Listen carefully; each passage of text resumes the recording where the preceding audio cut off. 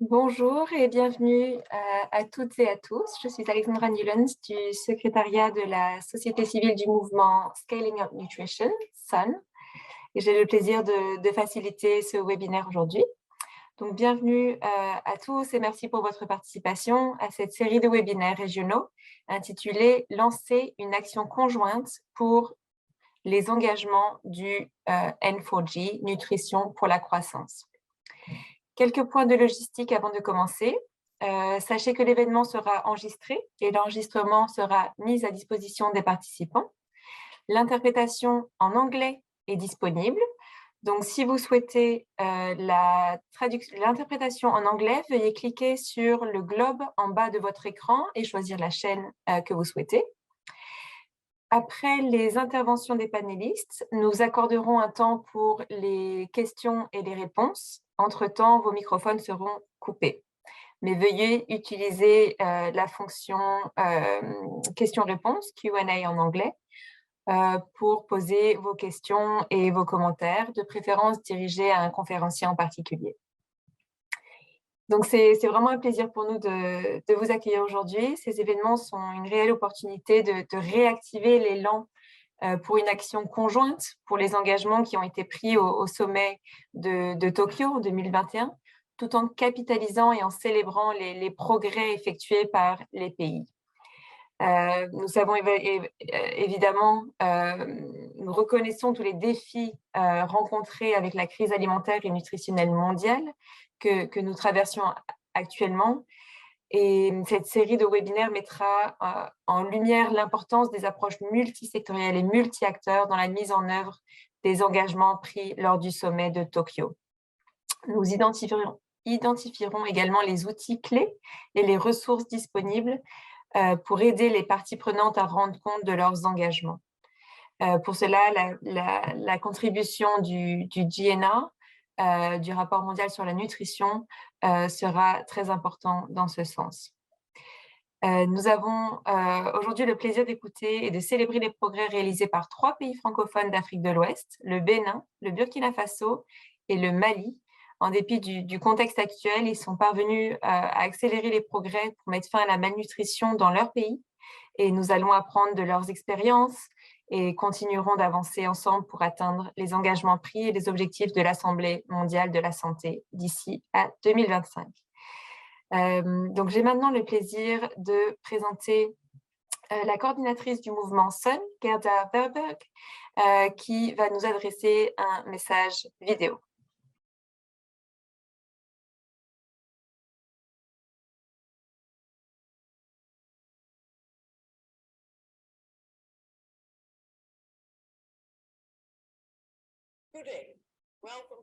Bonjour tout le monde, bienvenue à cet événement. Bon, ça fait un an du sommet organisé au Japon. Et plus de pays que jamais, ils se sont engagés fortement pour l'investissement sur la nutrition. Un investissement fort et après une année, il est temps de voir où nous nous trouvons dans ce déploiement de nos engagements au pays. Est-ce que vous avez les bons soutiens? Est-ce que vous avez assez de soutien? Qu'est-ce que vous pouvez apprendre des autres parties prenantes? Quels sont les défis auxquels vous devez faire face? Alors, nous sommes ici pour partager vos histoires, vos commentaires, mais de même, on est ici pour vous poser des questions et apprendre des expériences partagées, car la nutrition, c'est quelque chose qui se passe ensemble. Et pour cela, je vous invite à parler de nature à apprendre sur la nutrition et voir la nutrition comme le meilleur investissement pour l'avenir de nos populations et de notre pays. Merci beaucoup.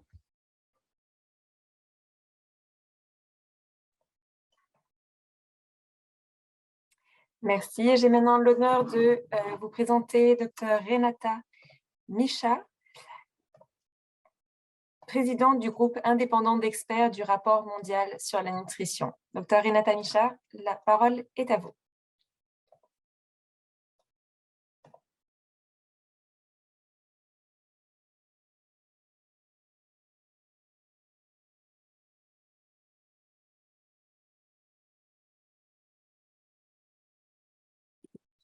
Merci énormément pour la présentation.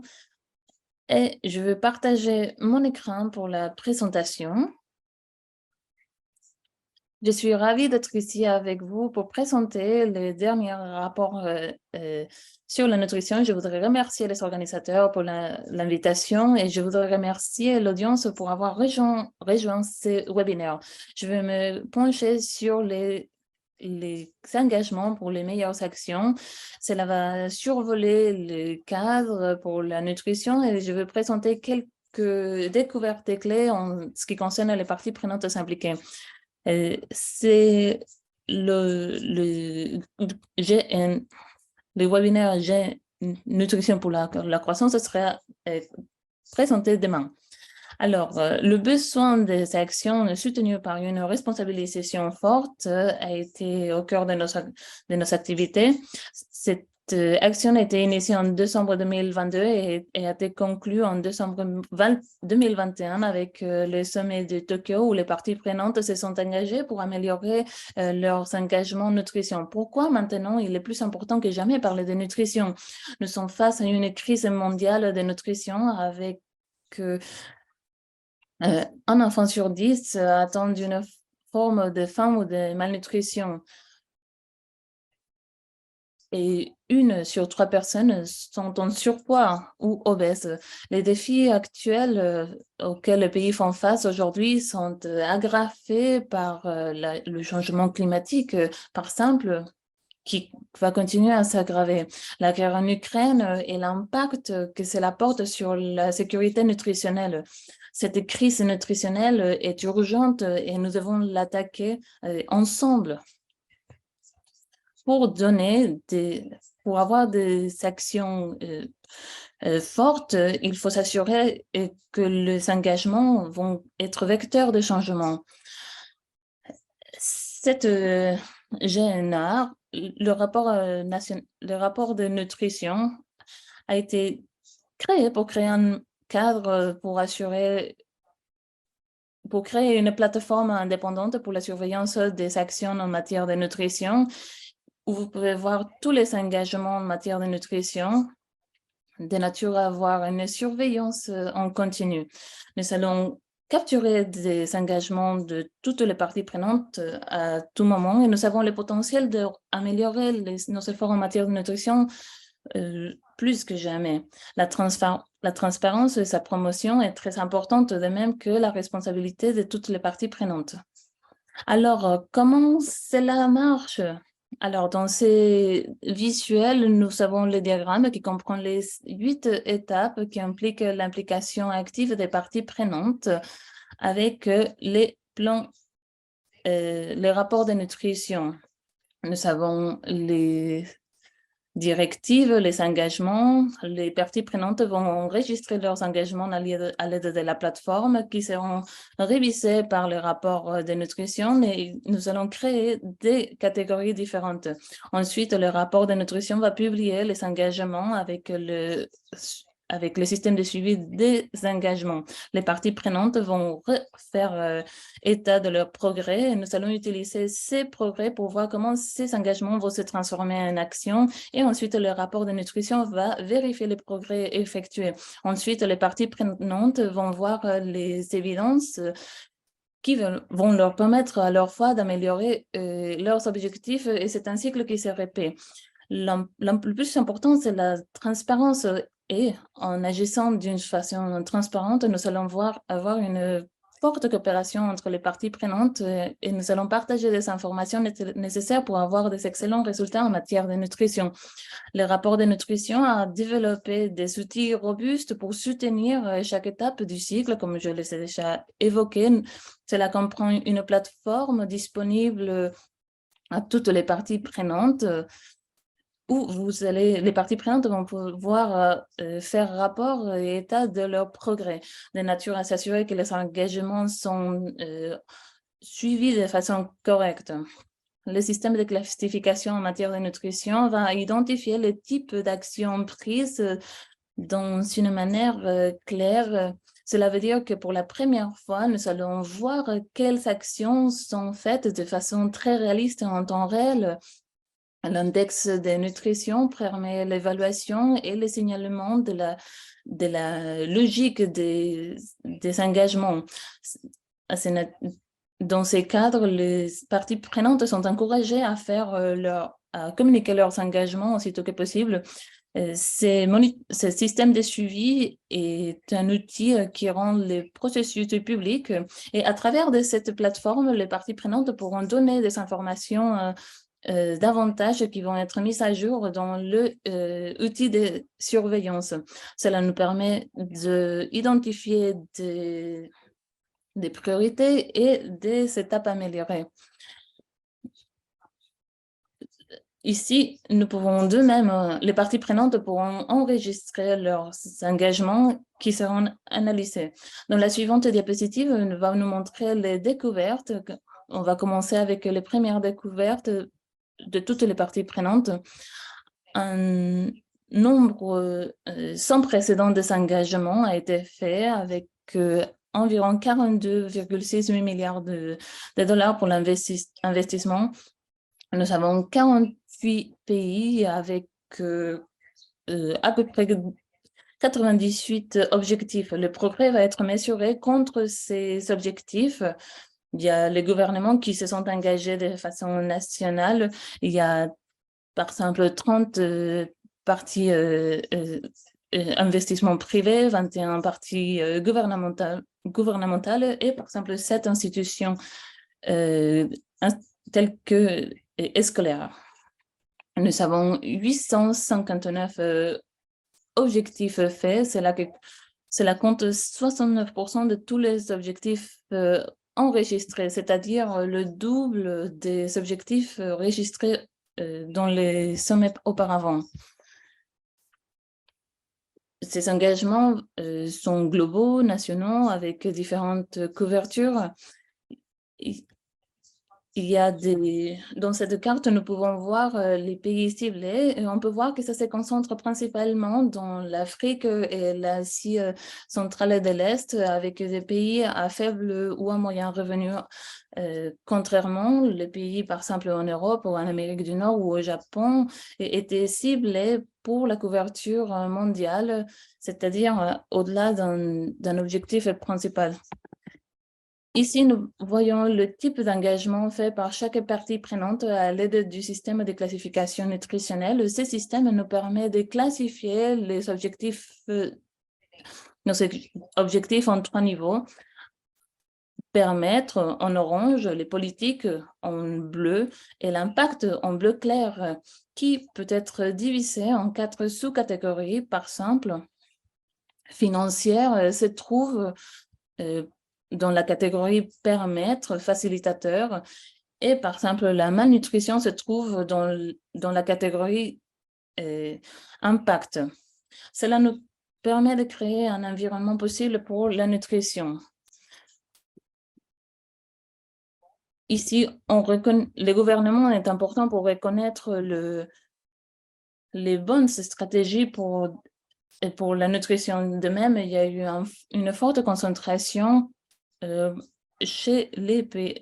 les pays à faible revenu. En contraste, la diète et la sécurité alimentaire ont reçu le moins attention. Cela nous montre l'importance de se concentrer sur la sécurité nutritionnelle.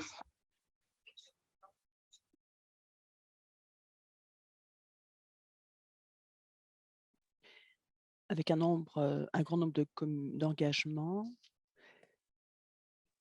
Quand on regarde ce schéma, on voit que 41% d'engagements s'alignent seulement avec les cibles sur la nutrition de jeunes enfants, maternelle, etc.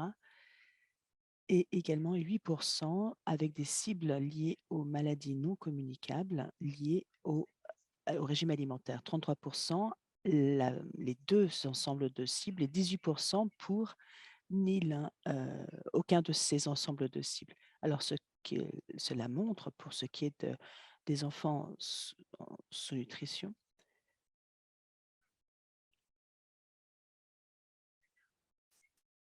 le NAF facilite le développement du SMART et d'engagement traçable via ce niveau d'indice Smartness. On voit que les objectifs sont à 24% élevés, 16% sur la haute moyenne, 31% sur la basse moyenne et 30% bas, à niveau bas, faible. Donc, il peut y avoir des données qui ont manqué ou des données peu claires. Donc, cela a empêché d'avoir des éléments qui permettent de bien mesurer les choses. C'est la raison pour laquelle peut-être cela explique les 30% du niveau d'indice faible du smartness. En plus de ces résultats, le rapport présente des données pour chaque groupe de parties prenantes de façon distincte. Ici, nous allons voir les principaux résultats pour les gouvernements et les donateurs.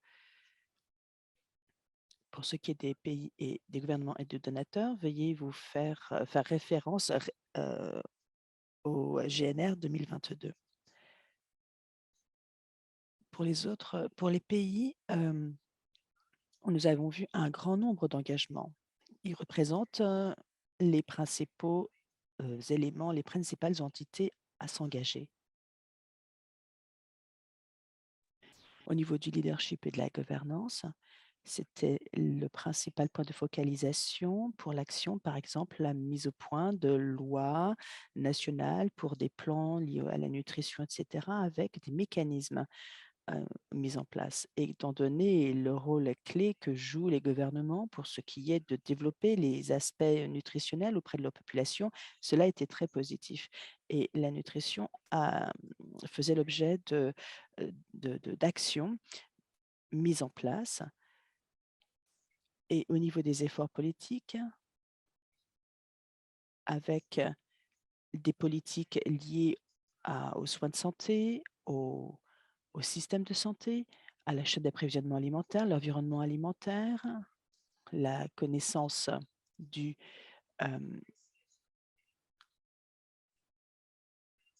il y a également les organisations internationales, mais en fait, il y en a peu de manière globale. Quand on regarde maintenant aux objectifs financiers, les gouvernements en sont à 13,3 milliards de dollars pour ce qui est des principaux investissements, avec une grande partie de cela est dédiée à la nutrition. Quand on regarde les ressources financières dans les contextes à faible revenu, on voit que ça, c'est un accomplissement qui est remarquable. Maintenant, pour ce qui est de ces chiffres, pour ce qui est de ces chiffres dans les carrés, en fait, on voit que cela constitue des engagements. Maintenant, pour ce qui est des cibles liées aux enfants de moins de 5 ans, on voit que là, il s'agit de cibles liées au MYCN qui ont fait l'objet de priorités de la part des gouvernements sur les cibles liées au régime alimentaire.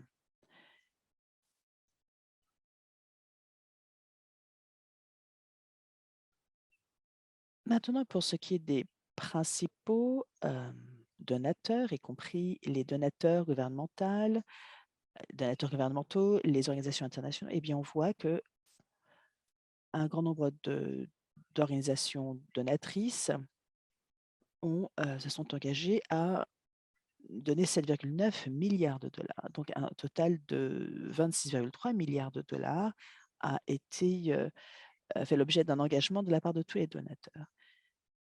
Et cela avec un petit nombre d'acteurs, étant donné la diversité des acteurs, pour s'assurer que les décisions soient prises dans le cadre d'un ordre du jour qui soit inclusif. Il y a également une mobilisation importante de la part des parties prenantes pour ce qui est maintenant de la COVID. Alors, quand on regarde les donateurs, ils se sont engagés à fournir un tiers de leurs ressources financières pour répondre aux problématiques résultant de la COVID-19. Donc, pour ce qui est des objectifs au niveau financier, eh bien, on voit qu'il s'agit de 8,2 milliards de dollars avec une partie de cela qui répond à cette période qui a été difficile. D'autres résultats montrent qu'il y a des recommandations pour arriver à trouver une solution à la crise mondiale liée à la nutrition. Et pour cela, nous avons besoin de 5 points: la diversité d'acteurs et d'efforts collaboratifs. Nous avons besoin d'engagement pour refléter une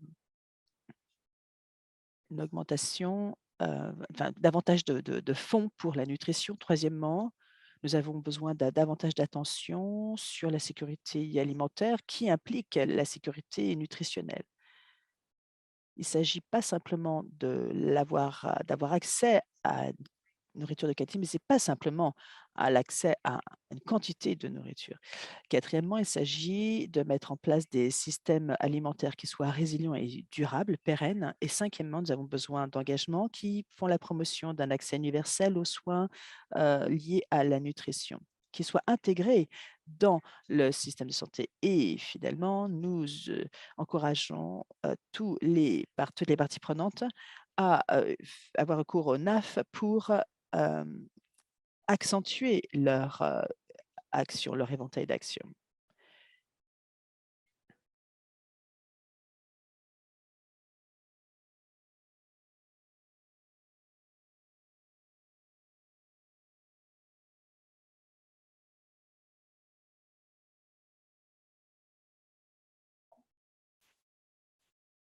Un grand merci, Dr. Yanata Misha, pour votre intervention très utile. Je vais maintenant donner la parole à Dr. Ella Compaoré, point focal SON pour le Burkina Faso. Et nous sommes ravis de vous avoir aujourd'hui, Dr. Ella Compaoré. Nous avons quelques questions pour vous et pour les autres panélistes des autres pays également, qui seront assez identiques. Donc, Ella, votre pays, le Burkina Faso, a pris des engagements pour le N4G, Nutrition pour la croissance, et nous voudrions discuter des progrès effectués par le Burkina Faso, tout en reconnaissant les défis rencontrés dans le contexte de la crise alimentaire et nutritionnelle mondiale. Pourriez-vous, s'il vous plaît, nous en dire un peu plus sur les progrès réalisés par rapport à la mise en œuvre de vos engagements? Et dans votre réponse, si vous pouviez focaliser votre réponse sur les adaptations que vous avez faites en réponse à la crise mondiale, mais aussi comment vous avez travaillé avec d'autres partenaires dans la réalisation de vos engagements. Et si vous avez rencontré des défis, comment est-ce que vous les avez surmontés ou envisagez de les surmonter l'an prochain ou les prochaines années? Je vous remercie. Et là, la parole est à vous. Bonjour, merci beaucoup pour l'invitation. Merci au SON et puis aux collègues de UN Nutrition. Merci beaucoup. Alors, je vais aller tout droit aux questions. C'est vrai, l'année passée, nous avons pris un certain nombre d'engagements lors du sommet de la nutrition pour la croissance. Nous avons pris des engagements en lien avec le financement, en lien avec la redevabilité et aussi en lien avec la résilience, nous en avons pris. Mais je voudrais peut-être partager l'expérience avec vous. Concernant le financement, nous avions pris un engagement en faveur, excusez-moi, en faveur d'un meilleur financement de la nutrition à partir du budget domestique. Il était question pour nous d'engager davantage le gouvernement pour qu'il puisse mettre plus de ressources, plus d'argent en faveur de la nutrition. Parce que l'environnement est assez favorable. Il y a beaucoup d'investissements et beaucoup d'actions que le gouvernement met en œuvre qui montrent effectivement que la nutrition est une priorité. Et c'était fort de ce constat et fort de la forte mobilisation que nous avons dans le domaine que nous avons pris cet engagement. Et quand nous avons pris l'engagement, c'était la base initiale que nous avons pris était un exercice sur le suivi du financement que nous avions fait pour la période 2016-2018 qui montrait que le budget du gouvernement en faveur de la nutrition était de 1,1%. C'est très basique en fait. Et sur la base des discussions que nous avions menées avec d'autres acteurs sur le terrain, il était bon que l'on puisse augmenter ce financement et que l'on puisse passer à un minimum de financement de 3%. Et comment est-ce que nous avons fait comme action après cet engagement pour pouvoir voir ce qui pouvait atteindre les 3%? Nous avons eu immédiatement une série de renforcements de capacités qui a été organisée, soutenue par Action contre la faim, avec UNICEF, aussi plus tard avec le SEUN, pour pouvoir former les acteurs en charge de l'économie et des finances sur ce que c'était que le suivi du financement. Parce qu'il fallait leur faire comprendre comment est-ce que l'on pourrait mobiliser mieux les ressources sur les différentes lignes budgétaires qu'on avait. Nous, au départ, le plaidoyer, c'était qu'on puisse inscrire de nouvelles lignes budgétaires, mais on a compris en travaillant avec eux qu'il est très difficile d'inscrire de nouvelles lignes budgétaires. Et comme c'est difficile d'inscrire les lignes, il faudrait que sur la base des lignes qui existent, on puisse capitaliser au maximum ce qui est pour la nutrition. Si je prends l'éducation, si on dit les jardins nutritifs, le gouvernement peut mettre beaucoup d'argent sur cette ligne. Mais on se rend compte à la fin que ce n'est pas tout l'argent qui a été utilisé pour les jardins nutritifs. Ça veut dire que c'était comme un fourre-tout où en fait on utilisait pour autre chose. Il était donc question de bien leur expliquer que ce qu'on en met comme financement, si on a doté la ligne de ressources, il faudrait effectivement que ça puisse être utilisé pour cela. C'est la première grande action que nous avons menée, renforcer les capacités. Et ils étaient vraiment stupéfaits par cet exercice parce qu'ils ne savaient pas quand il existait une méthodologie pour pouvoir retracer dans un secteur bien donné des ressources qui existaient afin de véritablement réorienter, utiliser de façon efficiente les ressources. Et là, on se rendait compte qu'effectivement, si on arrive à capitaliser, probablement, on va dépasser même peut-être 2% et pouvoir chercher aussi à gauche, à droite pour pouvoir atteindre l'engagement. La deuxième chose que nous avons fait, nous avons continué, bien entendu, le plaidoyer avec les différents acteurs concernés. Nous avons pu toucher les parlementaires, la société civile, et chaque partie prenante faisait son plaidoyer pour qu'on puisse avoir plus de ressources. Et c'est dans le cadre de ces plaidoyers que les autres partenaires ont décidé d'allouer plus de mettre plus d'argent dans leurs dépenses en faveur de la. Nous, on trouvait que c'était véritablement bien. Et le gouvernement a aussi décidé de maintenir la ligne budgétaire pour l'achat des intrants thérapeutiques. D'accord? Et nous avons pu, parce que c'est un engagement que le gouvernement a pris en 2017, d'allouer des ressources pour payer des intrants thérapeutiques qu'on va donner aux enfants qui sont atteints de malnutrition aiguë sévère. Mais du fait de nombreuses crises, que ce soit la crise alimentaire, la crise sanitaire et même la crise sécuritaire pour le contexte burkinabé dans certaines, il y avait une réorientation des ressources. Mais avec ce plaidoyer, la nécessité et l'urgence est restée d'inscrire la ligne budgétaire et ça, c'est un fonds dédié spécialement à l'achat des intrants thérapeutiques. Et ce que nous avons aussi voulu faire et actuellement, comme action aussi après cet engagement, c'est refaire le suivi du financement du budget domestique pour la période 2019-2021. Nous sommes en train de clôturer cet exercice avec l'appui de l'UNICEF et du mouvement SEUN que nous avons fait cet exercice. Et il est question pour nous de voir, après l'exercice de 2016-2018, pour la période 2019-2021, combien définitivement on a mis dedans. Est-ce qu'avec la réorientation des lignes budgétaires, est-ce qu'avec le renforcement des capacités, est-ce qu'avec le plaidoyer, est-ce que nous allons trouver que nous avons investi mieux dans le domaine de la nutrition? Est-ce qu'avec l'existence des nouveaux projets, parce que le plaidoyer a fait de telle sorte que les partenaires ont pu envoyer des ressources aussi qui vont transiter par le budget de l'État pour pouvoir atteindre en fait certaines directions du gouvernement pour les populations. Est-ce qu'avec tout cela, nous allons avoir un meilleur financement?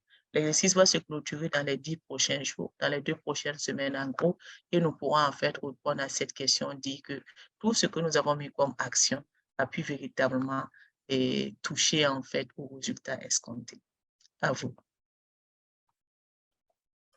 Un grand merci, Ella, et félicitations au Burkina Faso pour cette avancée, malgré les défis qui se sont présentés. Je vais maintenant passer la parole à Dr Djibril Bagayoko, chef de la cellule de coordination de la nutrition au sein du ministère de la Santé et de l'Hygiène publique et point focal SEUN pour le Mali, avec cette même question. Bonjour, Dr Djibril. Donc, la question est la même que pour le Burkina Faso. Pourriez-vous nous expliquer quel progrès le Mali a réalisé par rapport à la mise en œuvre des engagements pris dans le cadre de Nutrition pour la croissance? Et si vous pouviez préciser dans votre réponse avec qui vous avez travaillé pour réaliser ces progrès et si vous avez rencontré des défis, comment est-ce que vous envisagez de les surmonter pour accélérer les progrès l'an prochain et les prochains mois à venir? Docteur Djibril, bonjour et la parole est à vous.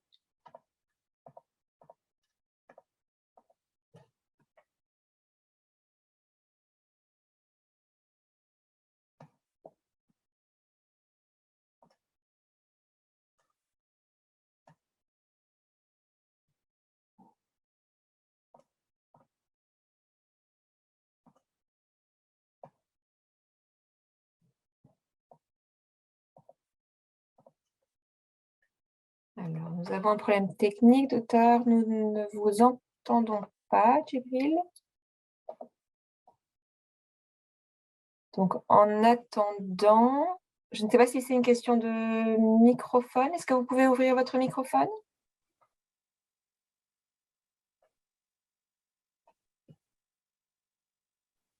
Est-ce que vous avez la possibilité d'ouvrir votre microphone et d'allumer votre vidéo?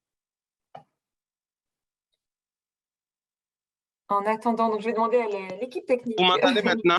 Ah oui, très bien, Djibril, oui. Allez-y, vous avez la parole. Vous m'entendez? Oui, très bien.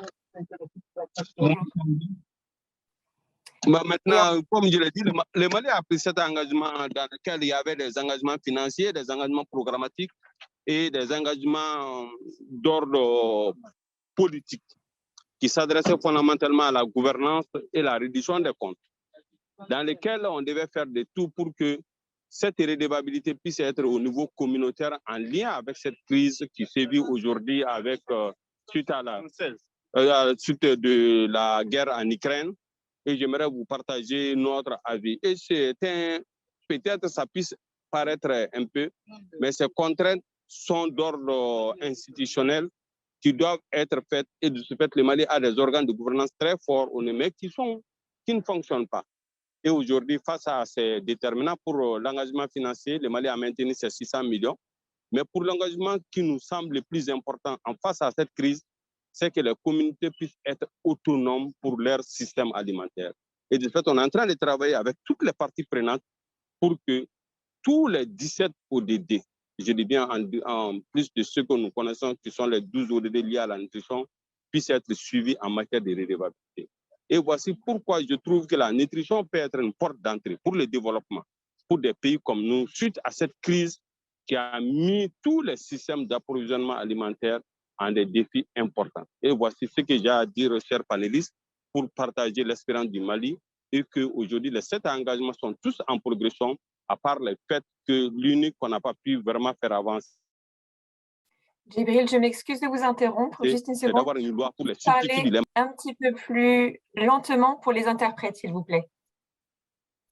Merci. Je dis que pour les 7 engagements, le Mali a pris des engagements forts qui sont tous en progression, à part seule la loi sur les substituts du lait qu'on n'a pas vraiment fait bouger.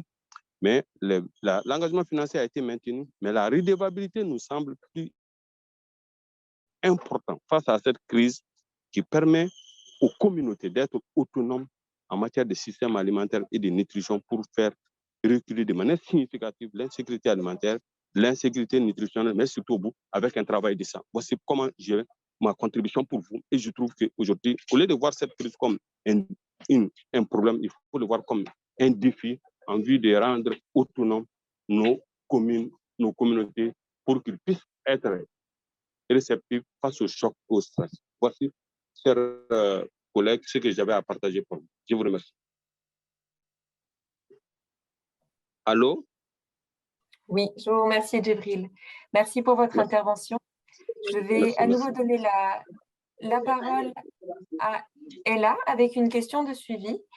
Donc, sur la base des engagements que vous avez enregistrés à ce jour, tous les acteurs, toutes les parties prenantes ont défini des indicateurs pour rendre compte de leurs engagements et ce qui constituera une exigence annuelle, notamment à travers le NAF que nous a présenté Renata dans ce cadre de redevabilité. Est-ce que vous pourriez nous expliquer, Ella, s'il vous plaît, quelles étapes vous avez suivies au niveau du Burkina Faso pour vous préparer à cela? Et aussi, dans votre réponse, si vous pouvez nous indiquer de quel soutien supplémentaire vous auriez besoin pour faire ce reporting des engagements, que ce soit de la part de la société civile, des Nations Unies, des bailleurs de fonds ou d'autres parties prenantes. Donc, au moment de rendre compte de vos engagements à travers ce reporting, dans le cadre de redevabilité, de quels besoins aurez-vous, seront nécessaires à ce stade? Merci, Ella. Merci encore. Alors, pour pouvoir préparer cette redevabilité, vous savez, d'abord même pour pouvoir soumettre les engagements, nous avons travaillé pendant longtemps avec l'ensemble des parties prenantes, l'ensemble des réseaux, pour pouvoir maintenir les indicateurs les plus pertinents au regard du contexte que nous vivons. Et c'est dire que les indicateurs ont été définis sur une base consensuelle et sur la base des différentes priorités. Et quand nous avons défini les différents indicateurs, il fallait justement les inscrire sur les différentes plateformes, sur la plateforme et pouvoir faire le suivi plus tard. Alors, je voudrais attirer l'attention des collègues qui travaillent sur la NAF, sur la difficulté d'inscrire on a eu beaucoup de difficultés pour inscrire les engagements sur la NAF, je vous assure. C'était très éprouvant. C'est vrai que nous avions, quand on commence à s'enregistrer, ça c'est un commentaire que je vous fais pour pouvoir voir si vous pouvez améliorer parce que il faut vraiment faire ça. Si vous avez remarqué, au sommet de la nutrition pour la croissance, des gens sont venus faire des engagements oraux et certains n'ont pas pu enregistrer les engagements sur la plateforme parce que c'était très éprouvant de le faire. Vous savez, quand vous commencez à enregistrer un engagement, au fur et à mesure que vous avancez, il vous demande l'indicateur. Et quand vous demande l'indicateur, il vous demande quelle activité vous allez faire pour pouvoir mettre ça en œuvre. Ensuite, il vous demande le budget. Il vous demande des choses extrêmement détaillées, si bien que pour un seul engagement, vous pouvez mettre 2 jours sans l'avoir complété. Et la difficulté, c'est que quand on a fini, il vous demande de relayer si c'est bon. Quand vous avez soumis, quand vous voulez revenir plus tard, vous n'avez plus accès à ça. C'est très difficile, en fait. Et aussi, pour pouvoir l'enregistrer, il fallait en fait que les gens puissent savoir tout ce qui venait au fur et à mesure.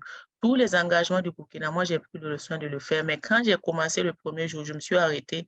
Pendant 5 jours, j'étais obligée de repartir et travailler avec des collègues pour qu'on puisse définir tout ce qu'on demandait et pour pouvoir revenir. Et pour certaines questions, quand j'ai dit oui, il me pose des questions, c'était sur la base de ce que je savais comme action sur le Burkina que je remplissais. Donc, j'attire l'attention des collègues sur la NAF. Il faut nous aider à rendre ça plus facile. C'est un français ou quelle que soit la langue qui est inscrite, l'anglais ou le français, c'est simple. Mais ce que vous nous demandez est très dynamique et très laborieux. Et quand on sait que ceux qui doivent compléter cette plateforme sont des gens qui sont très prêts, je vous assure que malgré toute notre volonté, c'est souvent difficile de le faire. Et maintenant, comment est-ce que nous avons fait au Burkina pour pouvoir les suivre? Les différents indicateurs ont des responsables. Du fait qu'ils ont des responsables, nous avons en fait, il y a assez souvent une réunion que nous organisons pour pouvoir parler du suivi des indicateurs, des différentes actions. S'il y a des indicateurs pour lesquels c'est sur la base des données de routine, tout cela s'est remonté au fur et à mesure parce que nous avons une plateforme en fait de redevabilité où en fait c'est très, très dynamique. Malgré la situation qui existe dans certaines localités, c'est très dynamique en termes de reporting, en termes de compte rendu des actions. C'est extrêmement dynamique, si bien que nous pouvons faire le point au fur et à mesure. Nous avons reçu l'invitation du NAF il y a quelques mois à pouvoir soumettre en fait les points de nos engagements, faire l'état des lieux de nos engagements pour savoir où est-ce que nous en sommes en réalité. Et je sais que j'avais demandé aux différents collègues qui travaillaient de aux différents collègues qui travaillent sur la redevabilité des cycles concentrés pour qu'on puisse faire le point. Mais nous avons peut-être un certain nombre de collègues qui travaillent dans d'autres secteurs pour lesquels, en fait, ce n'est pas souvent évident de nous rendre en temps réel aussi des informations. C'est ça qui fait que peut-être souvent pour certaines informations, nous traînons à compléter la plateforme et autres. Mais il faut savoir que l'on demande que ce soit un suivi ou bien que ce soit le reporting de façon globale, ce n'est pas souvent évident quand on nous demande des choses qui sont très, très longues. Si on peut être précis, concis et le plus souvent nous demander des choses extrêmement simples à faire, mais qui sont percutantes, ça va être vraiment bien pour nous permettre d'avancer. De quel soutien nous avons besoin?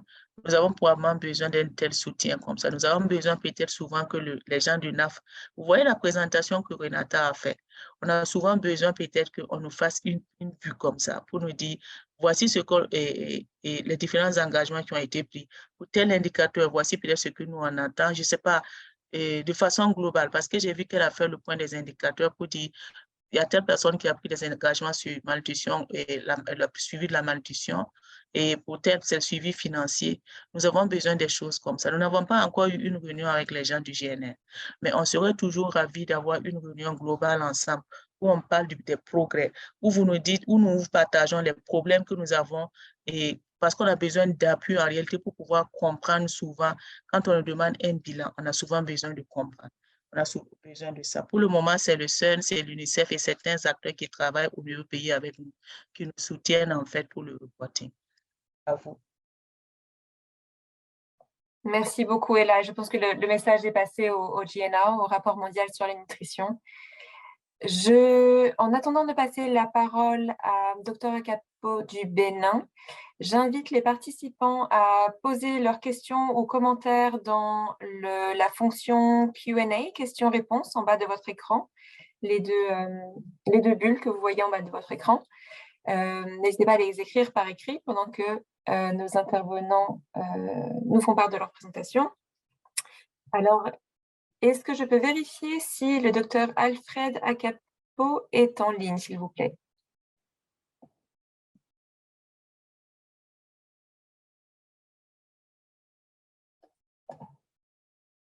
Pas certain. D'accord. Alors, en attendant de résoudre ce problème technique, je vais repasser la parole à notre intervenant du Mali, Dr Djibril. Pourriez-vous aussi nous expliquer où vous en êtes dans cet exercice de reporting et de quel soutien vous auriez besoin en particulier? Dr Djibril, la parole est à vous.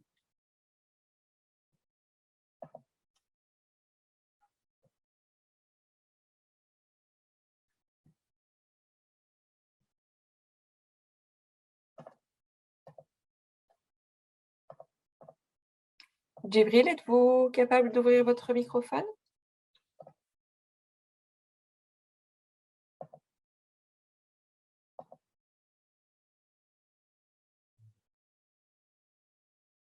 Bon, il semble que nous avons des problèmes techniques aujourd'hui. Donc, et là, je vais vous poser une toute dernière question avant de passer aux questions-réponses. En une phrase, pourriez-vous nous dire quelle serait votre recommandation à d'autres pays pour la mise en œuvre des engagements et pour nous assurer que cet élan vers la réalisation des progrès continue au-delà de l'année de l'action pour la nutrition? Alors, si j'ai une recommandation à faire, c'est de mettre en œuvre l'approche multisectorielle, c'est-à-dire il faut qu'on travaille mieux ensemble, tout en assurant une grande inclusion, ne laisser personne de côté. Il faut une grande transparence et assurer beaucoup de redevabilité. Il nous faut ça. Merci.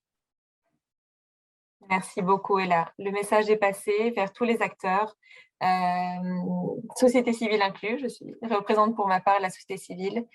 Le message est clair. Donc, je vais maintenant ouvrir et laisser la parole à nos participants et participantes. Si vous avez des questions, vous pouvez soit les poser dans le chat, la partie Q&A, questions-réponses, ou nous pouvons également ouvrir votre microphone. Donc, je vois qu'il y a déjà une main levée de Cédou. Cédou, est-ce que vous voulez prendre la parole, s'il vous plaît?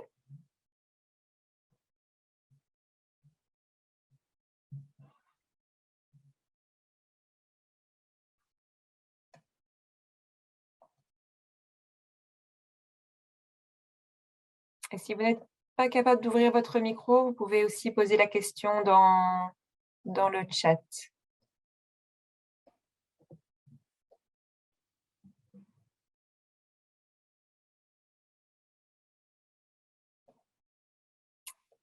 Est-ce qu'il y a d'autres questions d'intervenants?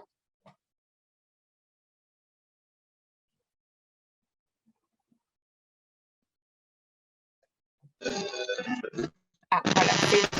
Bonjour, c'est tout, allez-y.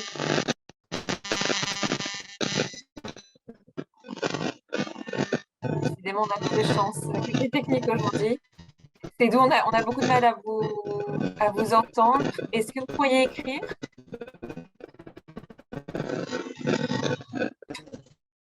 Non, malheureusement, c'est d'où on ne vous entend pas. N'hésitez pas à poser votre question ou votre commentaire dans le chat, s'il vous plaît. Y aurait-il une autre question ou intervention entre-temps?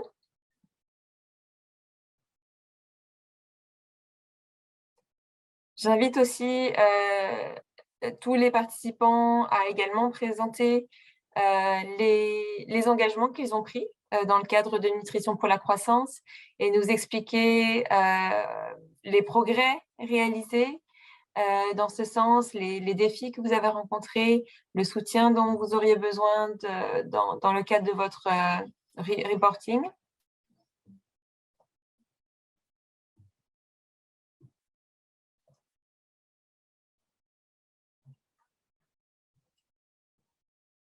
On va vous laisser un petit temps.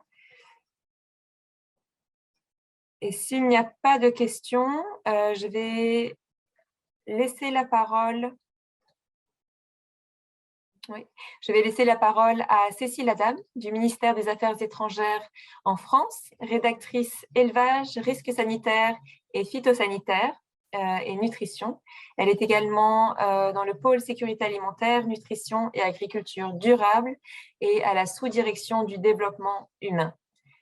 Cécile, la parole est à vous. Merci beaucoup. Madame la coordinatrice du mouvement SUN, mesdames et messieurs les points focaux du SUN, mesdames et messieurs les représentants des pays, mesdames et messieurs les partenaires du N4G Outreach Group, bonjour à toutes et à tous. Je suis ravie de pouvoir prendre la parole en clôture de ce webinaire et je remercie le N4G Outreach Group de nous y avoir associés. Donc, comme vous le savez, la France accueillera le prochain sommet Nutrition pour la croissance, N4G, en 2024 ou en 2025. La date et le lieu exact n'ont pas encore été définis à cette heure. Nous aurons donc à la fois l'honneur et la responsabilité de succéder au précédent organisateur, le Japon, qui a organisé avec grand succès la précédente édition. Alors, la route vers le prochain N4G semble longue, même si 2024 ou 2025, c'est déjà presque demain. En effet, la dégradation de la nutrition, amplifiée par les nombreuses crises actuelles, complique l'atteinte collective de nos engagements. Et demeurer mobilisés tous ensemble est un réel défi. Donc, la France souhaite relever ce défi en poursuivant le travail avec l'ensemble des partenaires et afin que la nutrition continue à gagner en visibilité. Alors, à ce stade, nous travaillons encore à la définition d'une organisation interne chargée de préparer le sommet, mais de manière très exploratoire et pas encore validée à ce stade. Nous aimerions mettre l'accent sur les grandes thématiques suivantes afin de les articuler avec la question de la nutrition. Donc, les systèmes alimentaires durables, il en a été question au long de il en a déjà été question tout au long de ce webinaire, le climat, mais également le genre. Je retiens de ce webinaire les quelques éléments suivants qu'il nous faudra garder en mémoire pour la préparation du sommet, comme par exemple les difficultés rencontrées pour déposer des engagements que la docteure Ella nous a exposés à l'instant. Je vais m'arrêter là. Rendez-vous est donc pris pour 2024 ou 2025. En tout cas, des jalons tels que ce webinaire seront vraiment précieux sur notre route vers N4D. Merci beaucoup. Un grand merci Cécile et félicitations à la France pour l'organisation de ce prochain grand événement dont nous nous réjouissons.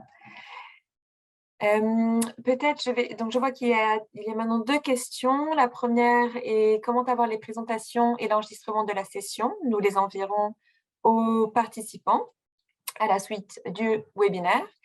Et je voudrais aussi laisser la parole à Renata ou peut-être à Charlotte pour répondre à la question d'Ella par rapport aux difficultés à inscrire ou à faire le reporting dans le NAF. Donc, je ne sais pas si c'est Charlotte ou Renata qui souhaiterait aborder la question. Et je vous laisse la parole.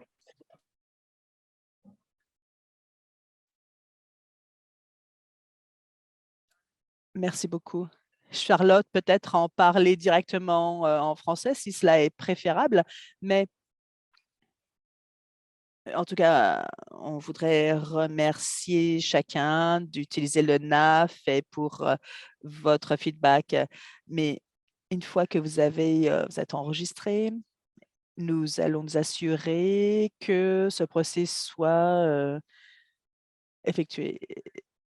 C'est un processus important, pas simplement pour les décideurs, mais également pour le NAF. Donc, bien entendu, il faut renforcer, améliorer l'engagement et les précisions. Les détails sont importants, reconnaissant que les détails ne seront peut-être pas disponibles lors de l'enregistrement, mais ultérieurement, ou alors dans le processus de vérification ou d'identification ou pour ce qui est des différentes étapes liées à l'engagement. Alors, il y a également un guide sur les informations demandées qui reviennent souvent. Lorsque quelqu'un s'enregistre, c'est bien que les parties prenantes peuvent les passer en revue et s'adapter en conséquence. Également, il est important de simplifier les choses autant que possible. Donc, tous les feedbacks que vous voulez bien partager avec nous seront utiles pour permettre tout cela. Merci. Merci beaucoup, Renata. Y a-t-il d'autres questions ou interventions de la part des participants ou des intervenants avant que nous clôturions ce webinaire?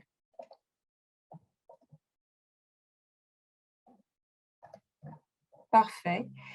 Eh bien, alors pour ma part, je tiens à vous remercier, à remercier les intervenants pour votre participation, à remercier les participants pour vous rejoindre aujourd'hui. Les exemples illustrés par 2 pays, finalement, on s'excuse que le Bénin n'ait pu se rejoindre pour cause de raisons techniques, mais ces 2 exemples sont vraiment l'indication que malgré la crise mondiale, des progrès sont réalisés par de nombreux acteurs, que ce soit la partie gouvernementale, la société civile, les Nations Unies, les bailleurs de fonds. Ce n'est vraiment qu'en travaillant ensemble que nous parviendrons à mettre fin à la malnutrition. Et donc, nous vous encourageons, et quand je dis nous, je parle aussi de nous-mêmes, la société civile, à nous rendre redevables de nos engagements et à persévérer dans ces efforts pour travailler ensemble et mettre fin à la malnutrition. J'invite les participants à rejoindre les prochains webinaires régionaux qui sont organisés en anglais pour l'Afrique anglophone, en Asie et en Amérique latine et des Caraïbes. Dans les 3 webinaires, l'interprétation sera fournie dans diverses langues. Donc, je vous invite à rejoindre ces webinaires et à y contribuer parce qu'il y a vraiment des exemples très encourageants de plusieurs pays à travers le monde. Et cette collaboration multi-acteurs ressort à travers ces différents exemples. Voilà, donc pour ma part, je tiens à vous remercier pour votre contribution et je vous souhaite une excellente journée et début de semaine. Merci à tous et merci encore à nos intervenants. Au revoir.